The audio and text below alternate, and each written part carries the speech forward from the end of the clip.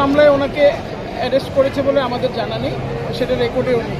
তো সেই ক্ষেত্রে আমরা আশাবাদী উনি হয়তো জামিন যেহেতু দিয়েছেন এই মামলায় উনি হয়তো বেরোতে পারেন। 72 ঘন্টা ময়েশ্চার লক সমৃদ্ধ লিলি বডি ওয়াশ শিয়া বাটারের গুডনেস স্কিন রিপেয়ার করে রাখে সফট ও গ্লোয়িং।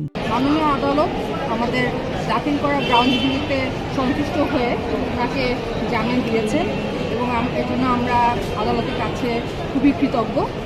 এবং আমি আরেকটা কথা এ প্রসঙ্গে বলতে চাই যে এই সরকারের সময়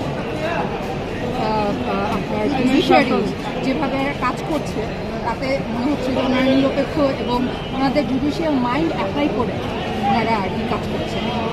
এটা যেটা আগে অন্তর্বর্তীকাল সরকারের সময় খুবই বিরোধ ছিল এবং আমরা আশাবাদী এরকমভাবে যাতে ন্যায় বিচার প্রতিষ্ঠিত হতে থাকে আইনের ধারাবাহিকতা। সিএমএম আদালতে আমাদের যে জামিন আবেদন ছিল সেখানে কয়েকটা গ্রাউন্ডস যেটা আমরা নিয়েছি সেটা হচ্ছে যে ওনার যে হেলথ ইস্যু, স্বাস্থ্যগত ইস্যু, যেটা হচ্ছে 2023-24 সাল থেকে জুলাই আগস্টের আগে থেকেই উনি বেশ অসুস্থ।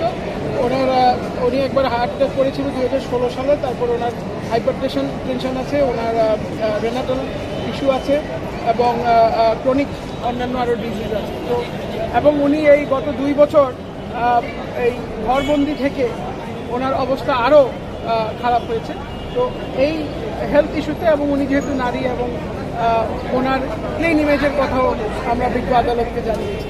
তো বিজ্ঞ আদালত তার যে বিজ্ঞ আদেশ দিয়েছেন সেখানে উনি পরিষ্কারভাবে উল্লেখ করেছেন যে ডক্টর শিরিন শারমিন চৌধুরীর বর্তমান স্বাস্থ্যগত অবস্থা বিবেচনা করে আমরা ওনার জামিনের সিদ্ধান্ত নিয়েছি এবং সেভাবে জামিন দিয়েছি। তো আমরা এখন বেল বন্ড সাবমিট করতে বলেছি, আমরা বেল বন্ড এটা 50,000 টাকার একটা বেল বন্ডের কথা বলেছেন আদালত, সেটা আমরা কমপ্লাই করব।